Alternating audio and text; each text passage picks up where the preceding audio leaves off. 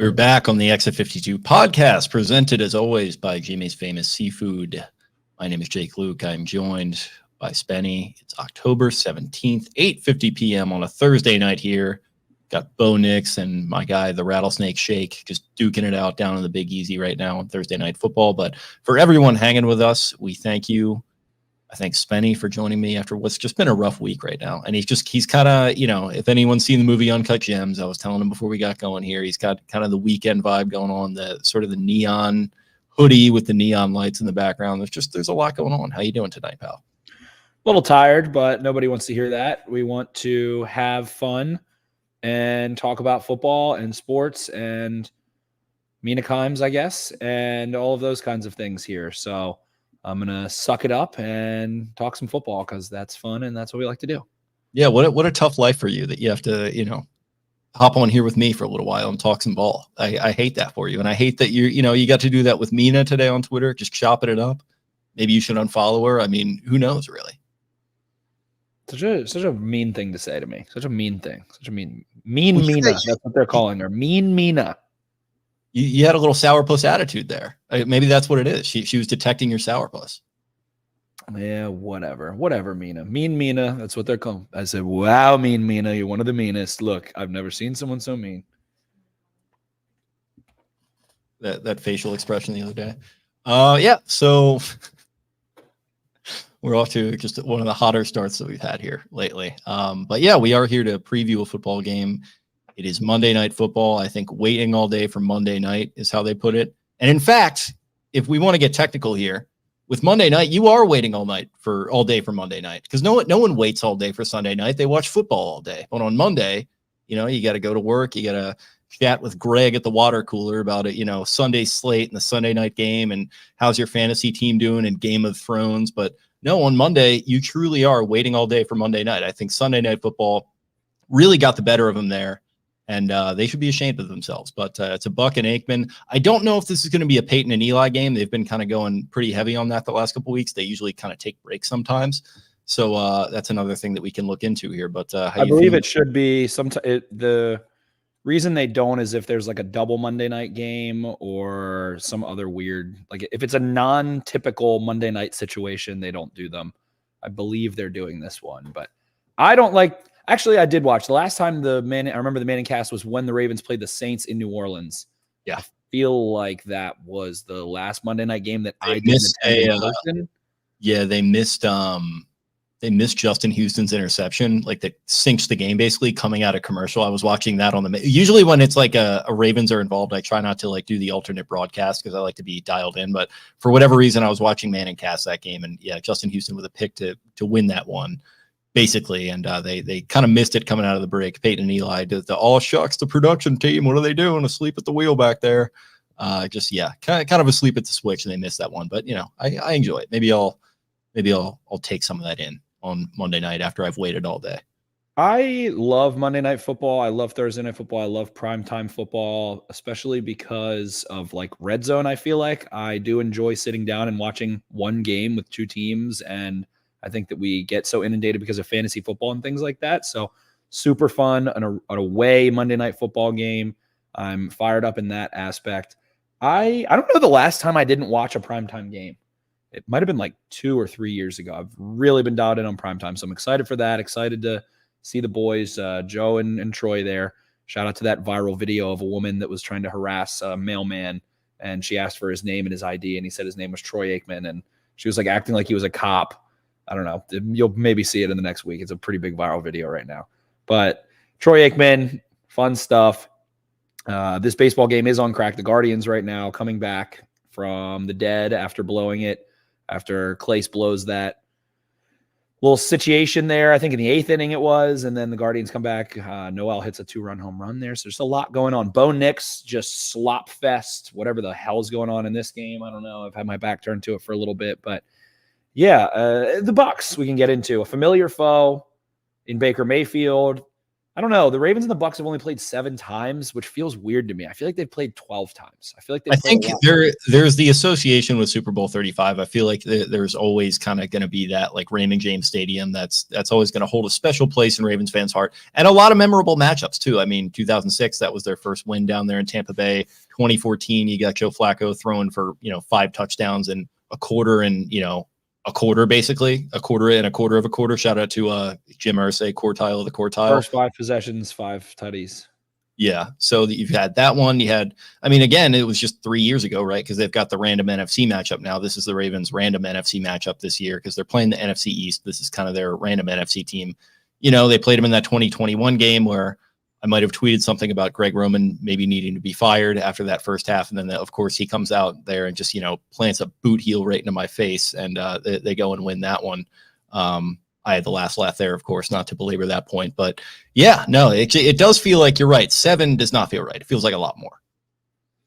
It is. And there was that weird game where like Warren Sapp suplexed maybe Chester Taylor at some point a long time ago. The Bucs that was their Super Bowl season. Yeah, that was 2002. Yeah, I have a vivid memory of that. The Ravens got shut out 25-0, I believe, at home.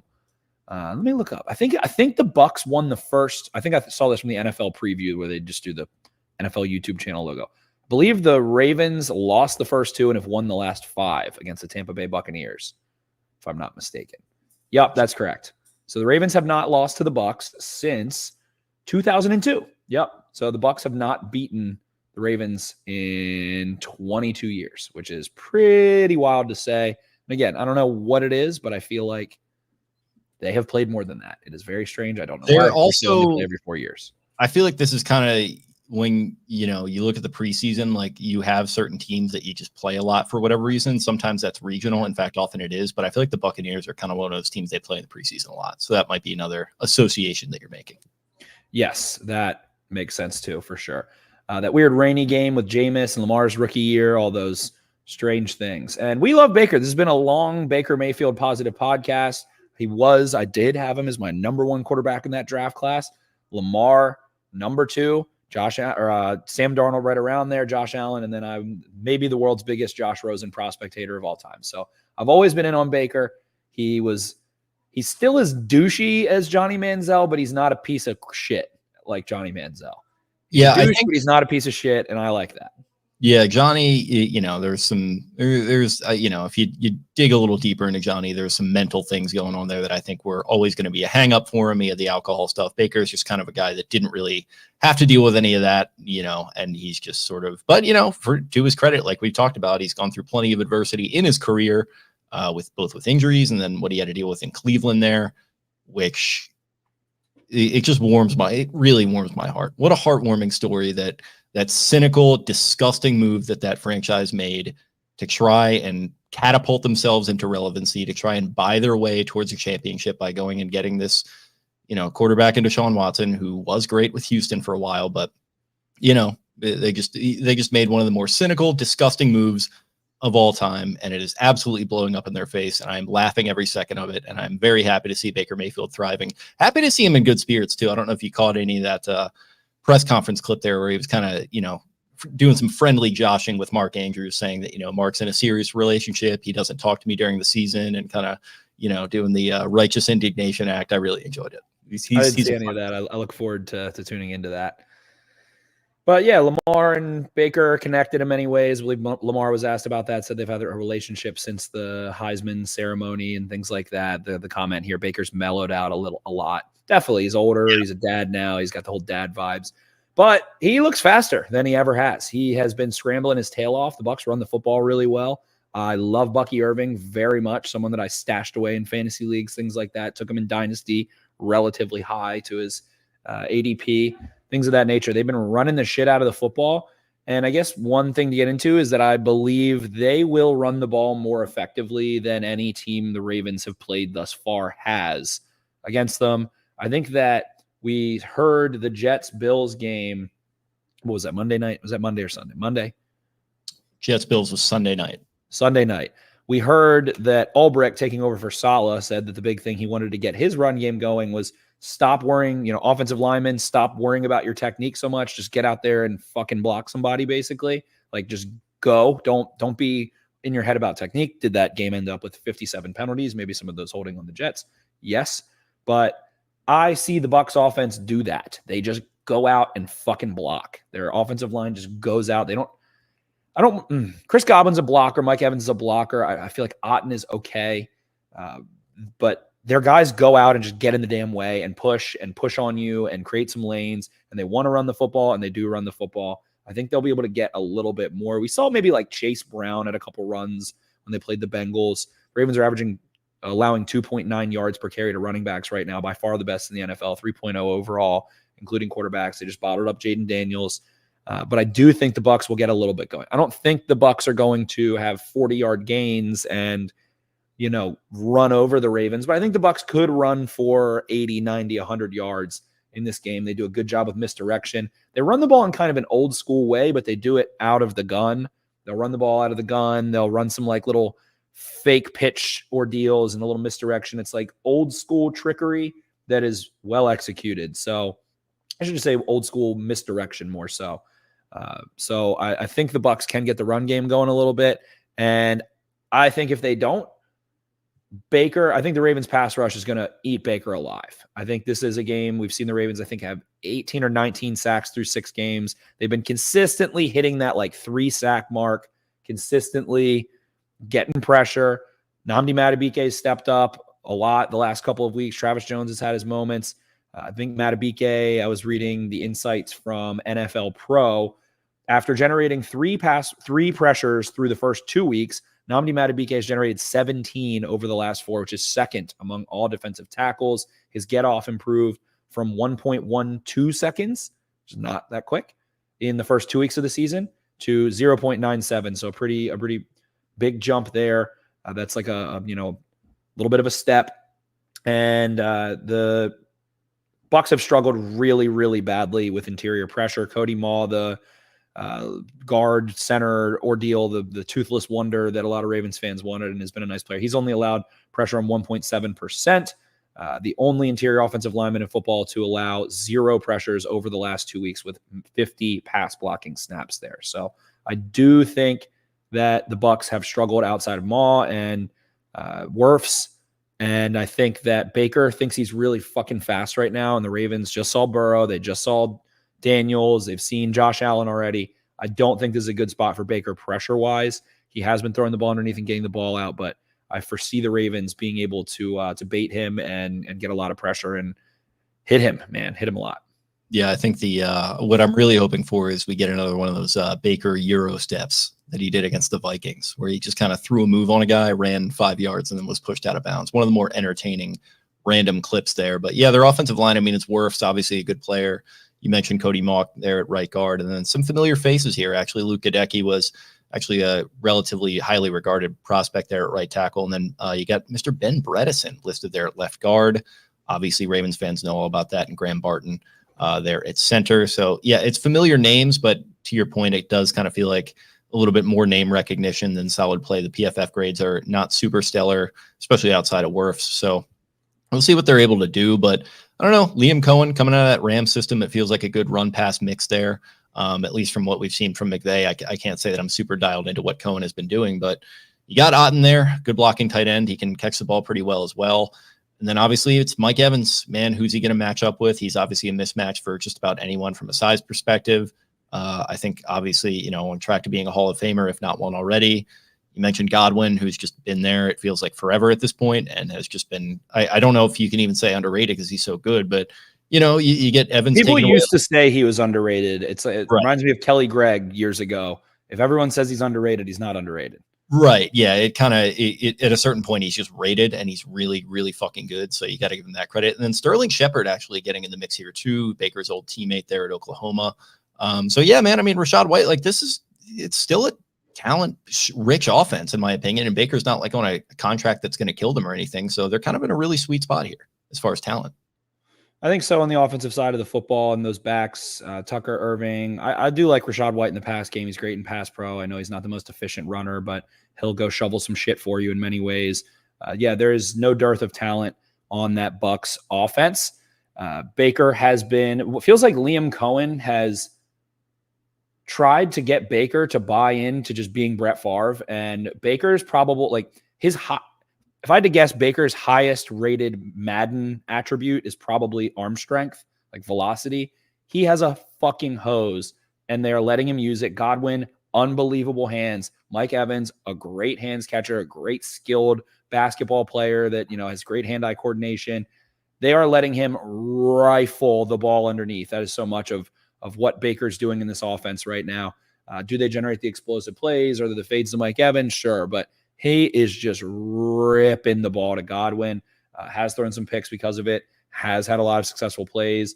And I feel like I'm watching Brett Favre in many ways right now. I feel like I'm watching if you'll remember draft night 2018. I mean, that was obviously that's a night that holds special places in Ravens fans' hearts. But if you remember when Baker was the first overall pick, what is that picture that he released shortly after being exactly? He definitely has always looked up to Brett Favre's game and was probably like as a player, an idol of Baker's in many ways. So yeah, we'll leave it at the player. So I think that we're seeing Baker get on his Brett Favre shit, and he's got the weapons and he knows how to get the ball to weapons. That's always been Baker's thing too, right? Like he's going to make sure that he feeds the stud receiver. He's not going to walk out of games a lot.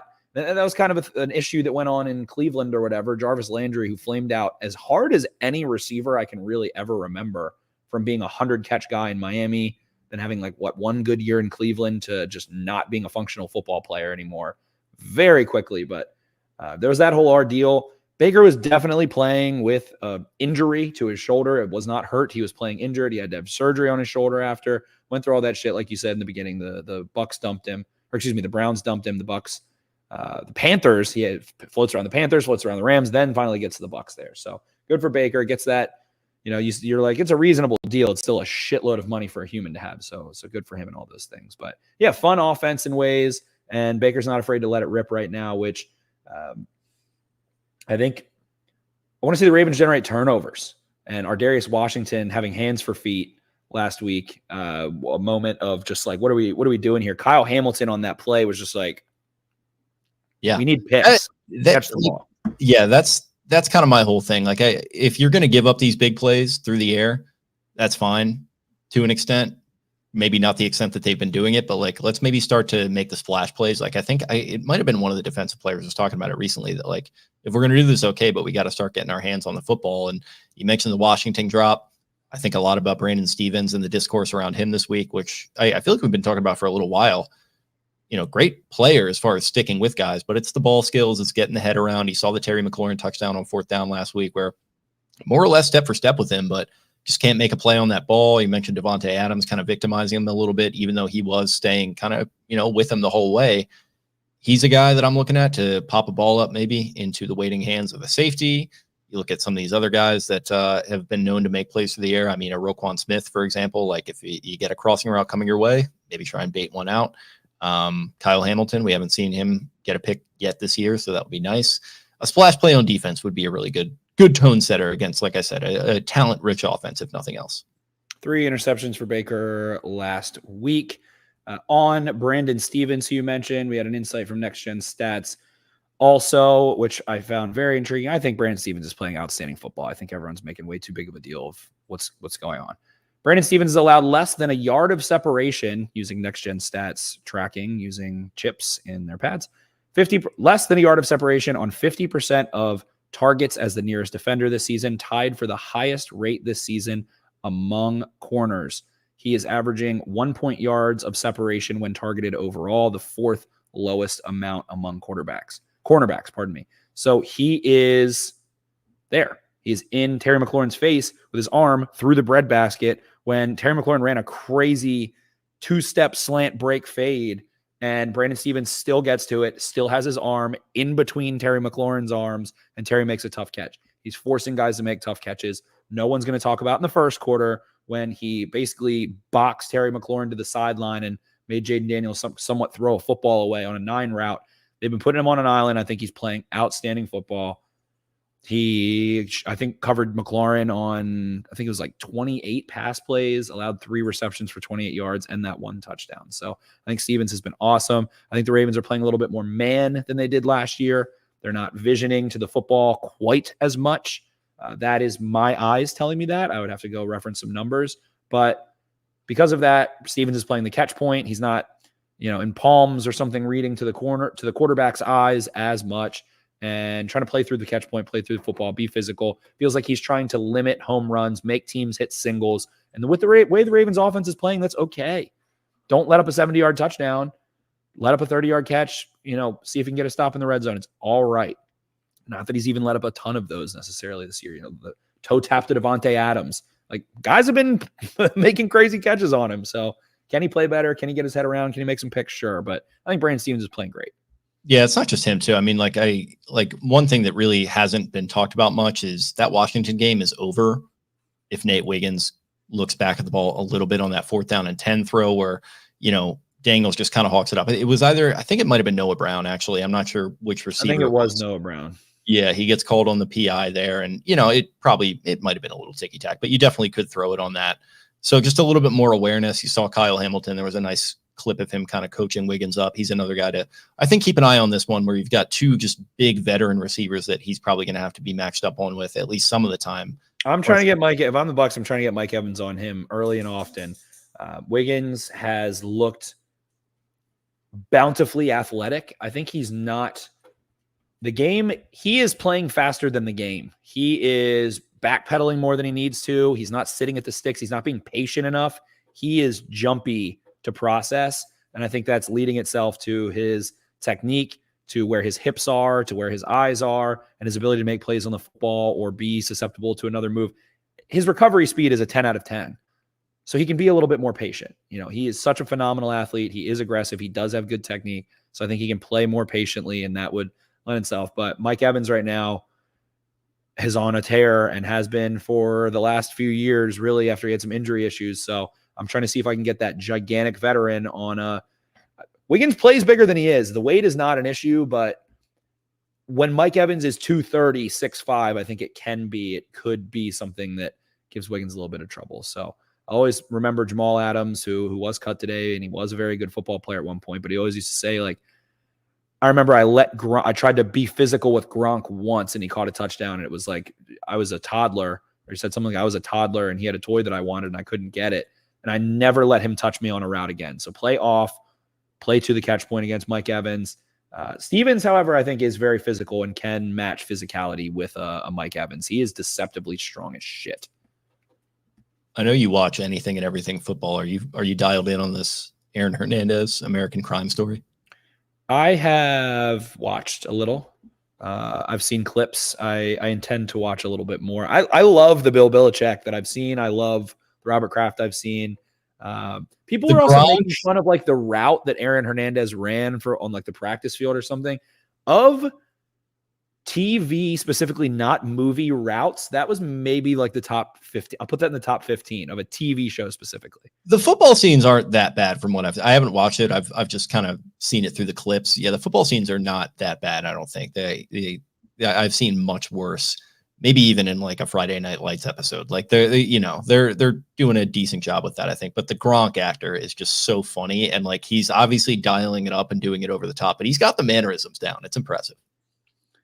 I'm intrigued, very much intrigued. So, Bucs offense. Otherwise, Sean Tucker last week, who used to tweet hilariously after games in college and say, "I am pleased with our team's performance. We played great. I am not pleased with my performance," or "I'm not pleased with my team's performance. I'm pleased with mine." All those things.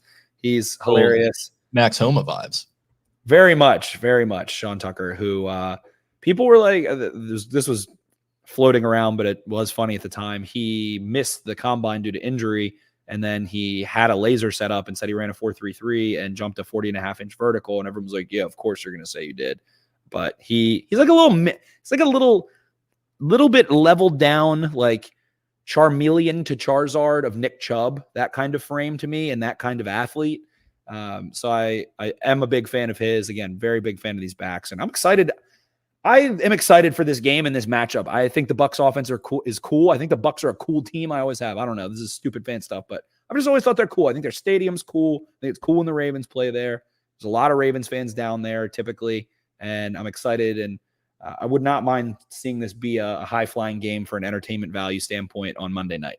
They could use it too. Any Tampa Bay people that have wandered in here hope all is well after getting battered by the Hurricanes there and everything. Tough stuff, obviously. Good thing this game can go off and everything, and it looks like Raymond James Stadium undamaged, at least in the capacity that the Rays Stadium wasn't, which got ripped to shreds. The roof there did, obviously. So that sucks. Our thoughts are with you guys on that. So shout out to the city of Tampa Bay. I guess last defensive note, Arthur Mollett back at practice this week. I don't know if we can expect him in this one quite yet, but good to see him ramping back up when discussing this cornerback group. Yeah, he can make a difference for sure. And I think it's tough because Mollett probably needs to ramp up in terms of snaps, and you don't want to have him go play as much as he was at times last year in week 1 of his season, so to speak. But I think you can pick your spots with Wiggins probably a little more. That probably bumps Humphrey back out to the perimeter. Humphrey having an outstanding year in all aspects. I posted that clip of what he did on that little read option. He's been dynamic in the run game. He's been physical. He's been fast. He's looked good. And I think the Ravens are probably very pleased with the way he recovered from injury last year. And as zany of a person as he can be, he is locked in mentally for football and football purposes. And I think he gets such a bad rap, but he's locked all the way in. So if Mollett can come back, that can maybe take Nate Wiggins, and you can pick and choose your spots with him more than kind of needing him to be on the field and all passing downs and all nickel personnel pass downs and things of that nature. So I think that would enable Nate Wiggins to have a more defined role as a really young player and help him out even more. I also think we saw, I mentioned this, I think I have to check the numbers again. I believe I recall Kyle Hamilton playing a little bit more safety. And I would imagine Mollett allows you to have some looks with 2 safeties instead of Eddie Jackson, some Washington in the slot, some Mollett in the slot, potentially, and Hamilton on the field with Williams, Humphrey, and Stevens. So curious. I do think this might be a Trenton Simpson higher snap count game, depending on game script. But I thought Simpson at this point would not be coming off the field really at all. He is still very green in terms of snaps and games played and things like that. But I really love what I've seen from him in coverage. Run defense wise, it's fine. He's, learning still, but would love to see him get a little bit more burn than he has been getting. He played 63 snaps and did not come off the field against the Raiders since he has played 41, 37, 45, and 37. So he's been playing like a little over 50% of snaps. I'd like to see that tick up a little bit. Absolutely. All right, I guess we can flip it over to the other side of the ball. So Ravens offense just absolutely humming right now. Scored 32 weeks in a row, obviously. And it feels like it's been a runaway train ever since that Cowboys game when they unlocked Derrick Henry for all intents and purposes. They've been using him as needed. Like I said last week, that just was one of the more humdrum 132-yard, 2-touchdown performances I can remember. He didn't really break off a ton of big ones, but just chunking it over and over again. Passing game was going strong, just consistently all game, just doing what they needed to do. We've got, obviously, Lamar Jackson in the middle of the play. He's screaming out that, oh, yeah, we got him on Rashad Bateman, getting off that likely rub on the pick and getting that first down. So great to see the chemistry there. What can this Bucs defense do to slow it down? You look at Levante David, you look at Tryon Shoyinka, who we loved. Zion McCollum is just kind of a freak of nature there at outside corner. What are you trying to do here if you're the Bucs and you're trying to slow this unit down? Todd Bowles is known for blitzing against the run, for blitzing on third down a little bit more so. Again, it's just that catch-22, that decision you have to make. Am I going to make life harder on Derrick Henry, or am I going to make life harder on Lamar Jackson?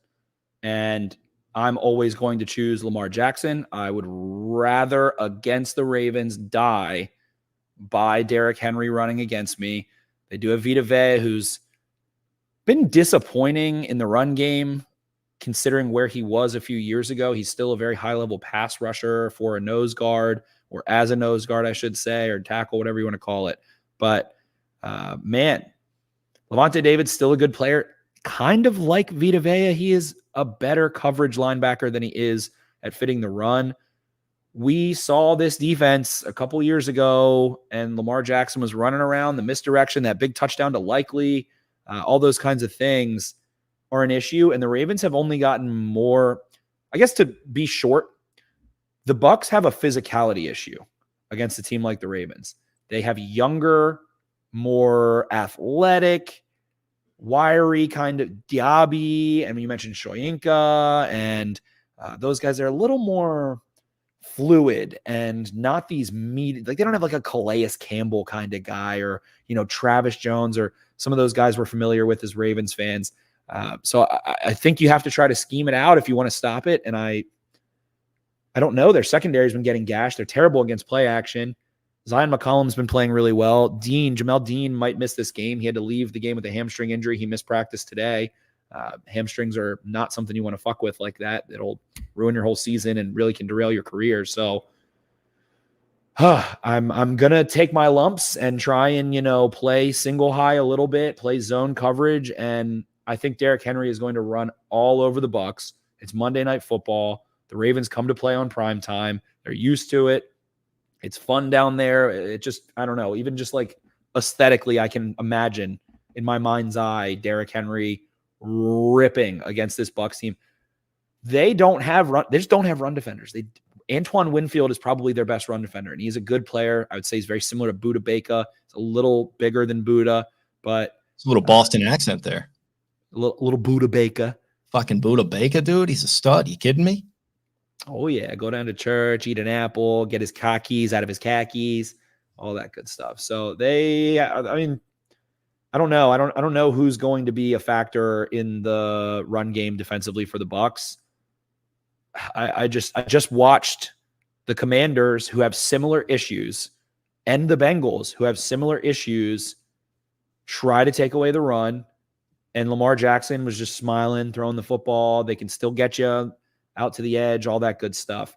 That's the thing, is like the Bengals largely succeeded at that for, you know, as much as you can against Derrick Henry for most of that game. But it's like, it just seems like whenever a question is presented, the Ravens seem to have an answer. Like, it's like, all right, we're going to take away Henry. Okay, well, we've got, you know, we don't have world beaters at wide receiver necessarily, but we got some good players down the line here. We've got 3 good tight ends, and like Andrew's starting to come into his own. 66 yards and a touch last week, definitely his best game of the year, obviously. So it just seems like if they do take that route, well, they've got a bunch of other options that they can go to, and they've shown that they can do it the last couple of weeks. So it'll be interesting to see if it's kind of another one of those like tit for tat type games. And again, I think we're talking about the greatest rushing attack in NFL history. I've said it for 2 weeks now. I think this is the most difficult, most talented rushing attack in my life of being conscious for football. I think it's by far the hardest to defend. The prestige of it, and the, like, I don't even know the right words, the spectacle that is the run game, like, feeds into it. And now that it's Derrick Henry on top of what the Ravens have been doing, I don't know, a simple thing that I've been doing in the run game. Again, we like PFF probably more than the average fan's perspective on things. You know, you can always get into details of grading and subjectivity and all those things. When you click on the snap counts, who plays the most for the Bucs so far this year defensively? Levante David, Jordan Whitehead, Zion McCollum, Jamel Dean, Christian Izine, KJ Britt, Tyke Smith, Yaya Diaby, Shoyinka, Greg Gaines, Logan Hall, Vita Vea, Anthony Nelson, Chris Braswell, who I like a lot. And he's someone that I would like to see if I'm the Bucs on the field a lot in this game, setting the edge. Antoine Winfield, who has missed some time, was able to play against New Orleans and looked good last week, but has missed some time there. But among those guys, no one in their front 7 except Levante David has a PFF run defense grade above a 62. Their corners tackle well, and their safeties tackle well, and they're aggressive. Logan Hall is not, again, Logan Hall and Joe Tryon, they're these versatile, fluid guys, like I said, that are great for this, you know, Todd Bowles, kind of thinking like, it's like the zone Wink Martindale a little bit. Like 5 years ago, Kevin Clark would talk nonstop about positionless football and like how that's the future and everything. And like, you know, you would see that with that kid from Clemson that the Cardinals picked and like some of these other guys. You make that point, and it reminds me of that. It feels like they have a couple of those different players on this defense. And like, I don't know, it's kind of, yeah, I feel like it's almost, we talk about it being cyclical. It's going back in the other direction where you kind of do just want guys that can play a role and play it well, as opposed to like trying to be everything. Yeah, I think Bowles is a little more defined in that sense. It's kind of just like creepers and spot dropping and all the stuff that's going on in popular fashion, but he just blitzes more on third down than really anyone. But I think it's an issue. I think this offensive line, I think the way the tight ends are blocking, I think Derrick Henry, I think the motion, I think the screens to Zay Flowers are all factors into the greatest rushing attack we've ever seen. And I don't think the Bucs can stop it. I think Derrick Henry's going to have a 40-yard touchdown in this game. I think he's going to have 150 yards, average 6 yards a carry, AFC Offensive Player of the Week 3 weeks in a row. So it's not like I'm making some crazy statement, but I think we're going to see on Monday Night Football, it's going to look a little like cooler. That's all. That's all. It's going to be Derrick Henry at night. It's going to look even cooler. I think he torches them. I think Lamar Jackson on Monday Night Football, that little extra rest that day, Monday night gets him a little squirrely too, I think. So I think we see big runs from both those guys over and over and over again. So are you saying expect a little Big D after dark? Big D after dark. We're going to see Derrick Henry. We're going to get the photo, the zoom in during the video where his teeth are out because he likes to do that crazy Halloween jack-o'-lantern face when he's running so hard. Everyone's like, how's he move this fast? It's like, because every fiber of his being is running fast. His neck is running fast. Everything is. So, and he had some ridiculous moments against the Commanders. We skipped the jumbo set because I was traveling this week, but I believe it was the first touchdown that he scored was like a 6-yard run. Plays completely bottled up. The Commanders are playing all these bear fronts, which I think was a good idea to do something different. And he's 240 pounds and he can just like run at the line of scrimmage, maintain his speed and completely deviate and bounce the run. And it's just not fair. It's just not fair. That's why it was like, it's funny. He was awesome at Alabama, but I just remember in that draft thinking like, how is this ever going to translate to the NFL? Like this guy doesn't have lateral agility. Like I just don't know how this is going to work. If he's not running in a straight line, like it's not going to work in the NFL to this extent. Like I thought he'd be good. I didn't think he'd be this good. And he can do all that shit. Like it's crazy. He's just literally like a superhuman. And like, obviously a lot of that goes into his training regimen, which we talked about a ton in the offseason, like seeing it up close and personal. It's absolutely crazy. He's just locked in right now. It just feels like this whole team is kind of, shout out to last year's slogan, just locked in. And I think they're kind of going as he goes right now. It's impressive. Certainly. And I think there's more layers of misdirection and play action. And it's not quite trickery. It's not flea flicker. It doesn't have to be a throwback, things like that. But there's just more to like that Mark Andrews screen play action up the sideline that Lamar kind of left it behind him. He gets tackled on the one. There's more of that. And this Bucs defense, the last time these teams played, bit on that shit hard. I think you can get them flowing heavy. I think you can get their whole wall to move, and there's going to be throws on the backside. And I think that Rashad Bateman, Zay Flowers, Isaiah Likely, Mark Andrews, the rhythm in the pass game that we've seen. I do want to say with a caveat, Commanders' pass defense sucks. The Bengals' pass defense sucks. Their secondary suck. They don't do anything well. The Cowboys I'll throw in there as well. The Raiders I'd probably say sucks. It was early in the season. The Chiefs are great, and the Bills have a good system. So they played some pretty dog shit pass defenses, secondary schemes.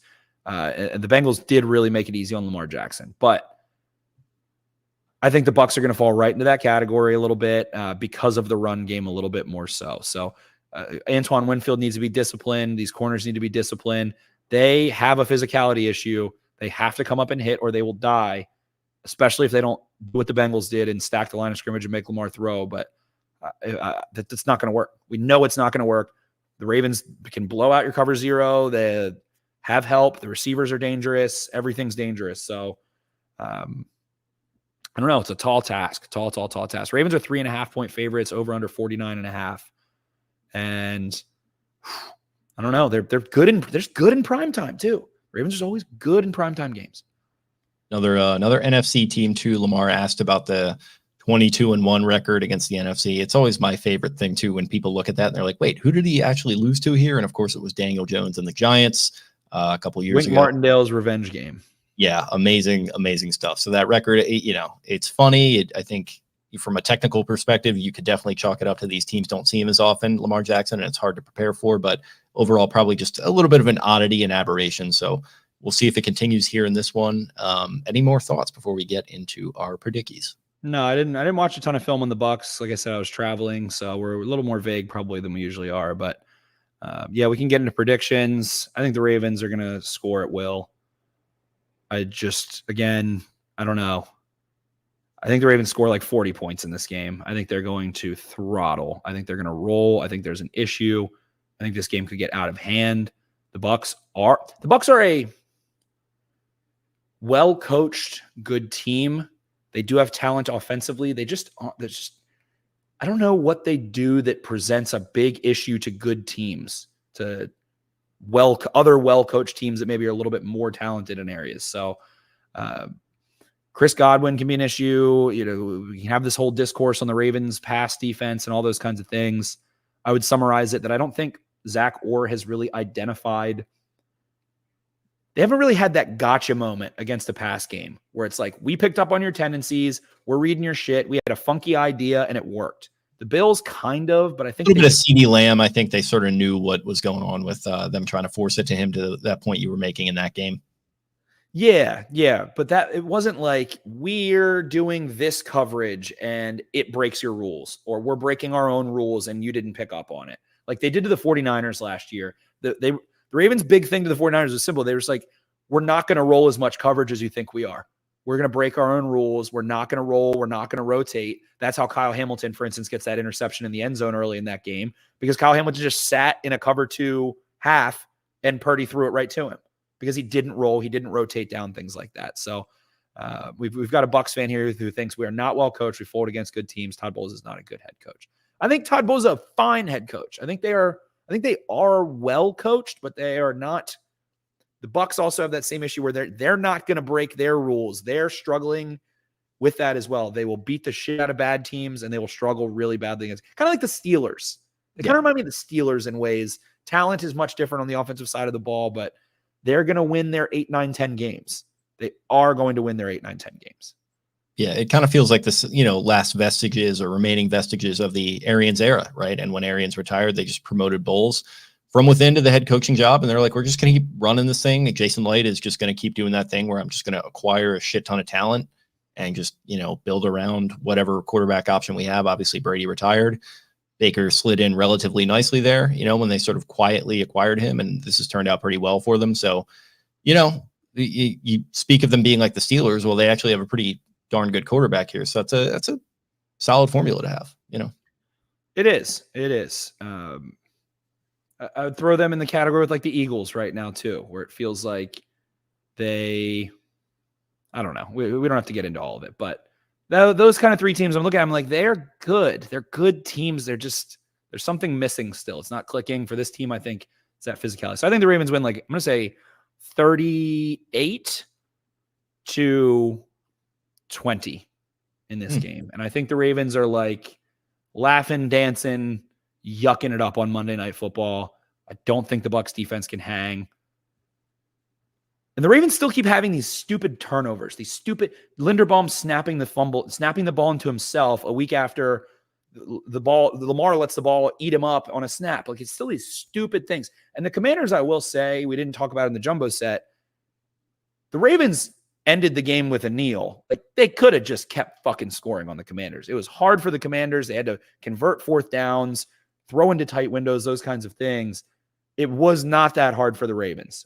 It took them maybe a little bit to get going, but it wasn't that hard. Yeah, we said that, like, I said it on the recap. Like, I just never felt that panic, that you feel sometimes that we felt against the Cowboys, where this team is, just hanging around and keeps coming. Like, the Commanders were doing that, but I just felt calm. I was like, I don't know, man, like that whole, like all the bad juju, whatever, 4th quarter stuff, 10-point leads, like it just didn't feel like a factor last week. So maybe God willing, they're starting to put all that behind them.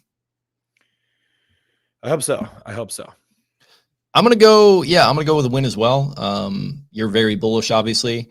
I remain bullish on this Ravens team. I'm going to pick them to win 33-24. Hopefully that's a scoregami. You got to think that maybe has happened at least once, but who could say? I don't know. I just feel like this team is rolling right now. It just feels like, and Lamar talked about it. He said, I'm not going to celebrate a 4-2 record. I know what it felt like to be 0-2. He's always, especially post-contract, it feels like he is really kind of coming to his own here as a leader of this team. A lot of the guys have talked about it. They just feel locked in. They feel like they're rolling right now. I feel like we've seen this team rolling. It is hard to knock them off of that spot when they are playing like this, when they are all kind of locked in and on the same page and rowing in the same direction.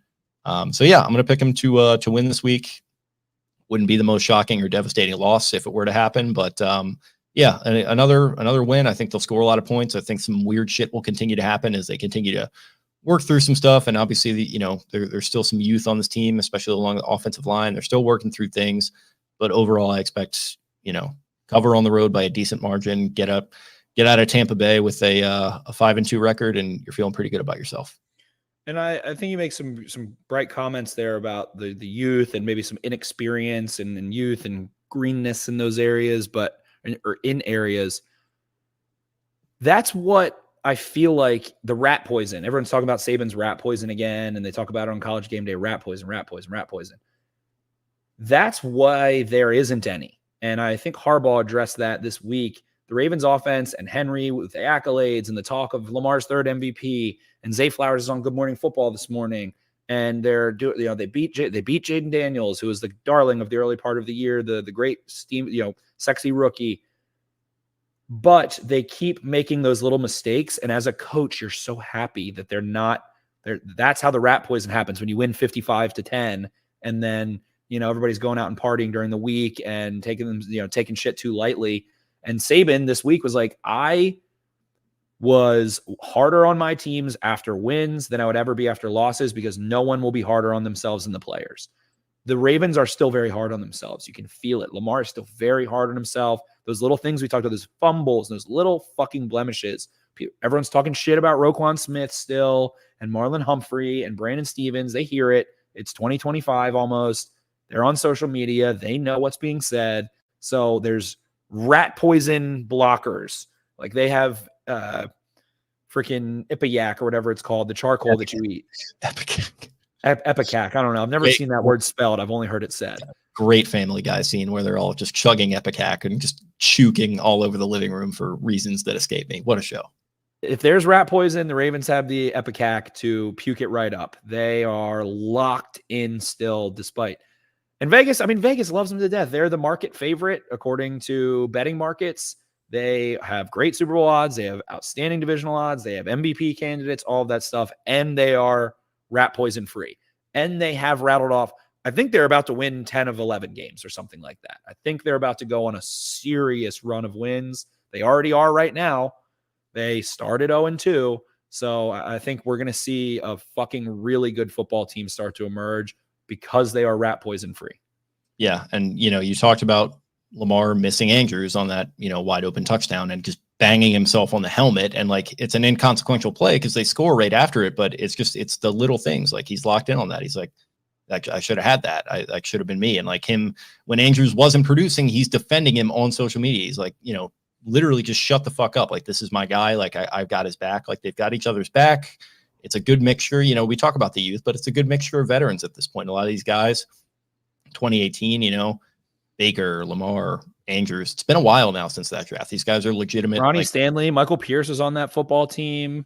Yeah. Humphrey.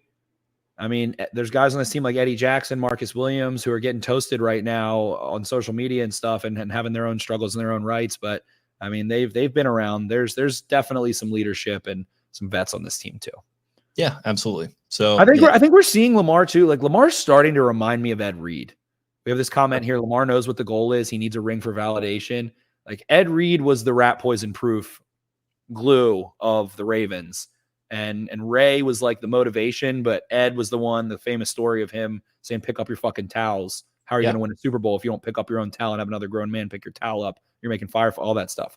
Great clip that has gone around over and over and over, but that's exactly what I'm talking about. And I feel like they have Ed Reed and Lamar as people and players have some similarities in their mindset. And we're starting to see it manifest with Lamar. He's been asked about leadership a lot this year. What's going so well? Why is it working so well? Those kinds of things. And I think he's just getting more locked in, more dialed in, and does need that ring for validation, as DDSQ here says. Shout out to the Qs. As he continues wanting that ring. I mean, and Lamar already, there is the other side though too, which is why I will make the Ed Reed comparison even further, where Lamar's like, oh, well, once I win, I'm changing my number to number 1. Like he's already got he has this whole his vision for himself is so beyond what we can comprehend of his career ending up like from the time he won that MVP to people still now be like still we probably embellish and do straw man arguments at this point in the Ravens, fan base and things like that. But there are still the detractors that are still talking that shit. And Lamar is on such a different stratosphere with all of that. So that's why I'm really excited about this team. The AFC Championship loss last year, them starting 0-2, losing those 3 straight games, a lot of questions, a lot of uncertainty, a lot of panic around media and fan base and those kinds of things. And them just digging their heels in, I think has been badass. And I think it's all of those things are good things in the end.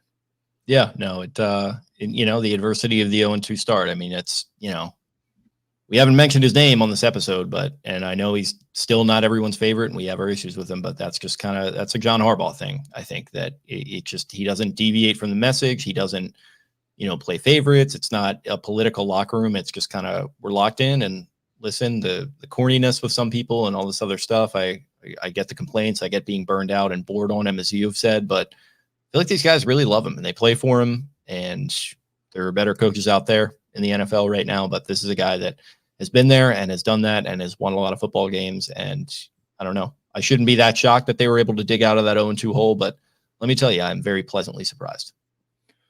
Do a little dance, make a little love, get on tonight. Indeed. Is that all we got? Kind of an Aaron Rodgers voice for me secretly. It really was. You were doing how he fakes his Southern accent. That's something that's been on my radar for a while there. You kind of, threw a little bit of that twang in there at the end. Do a little dance, make a little love.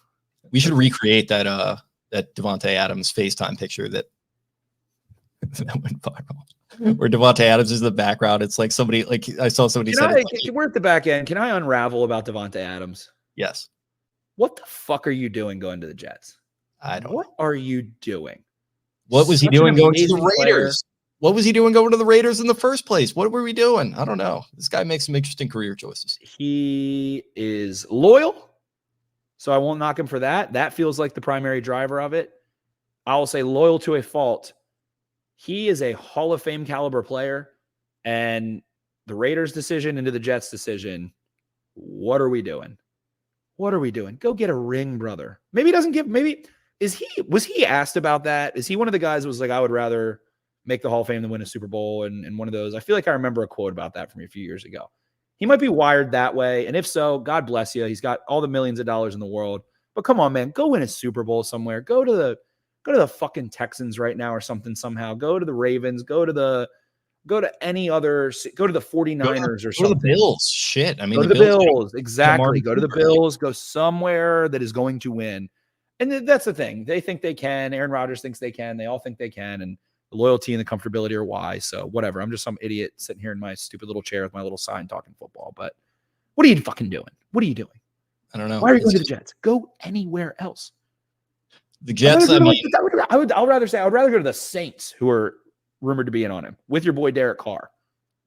Like the Jets are just, and listen, I've been fascinated by the Jets. I've been kind of quasi rooting for them this year because it's a fascinating soap opera. I thought it was a couple weeks ago, but now they're sitting here at 2-4, and my God, like they would rather be relevant and be in the news and be all over the Pat McAfee show and all this shit than actually win games at this point. I'm convinced of it. Like we always have to be talking about the Jets. There's always got to be some drama. There's got to be Woody Johnson and Saleh getting fired. Like there's just always got to be something going on. We can't just be quiet and win football games.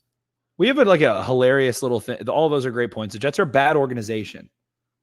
The Raiders are a bad organization. They're bad organizations and they don't win.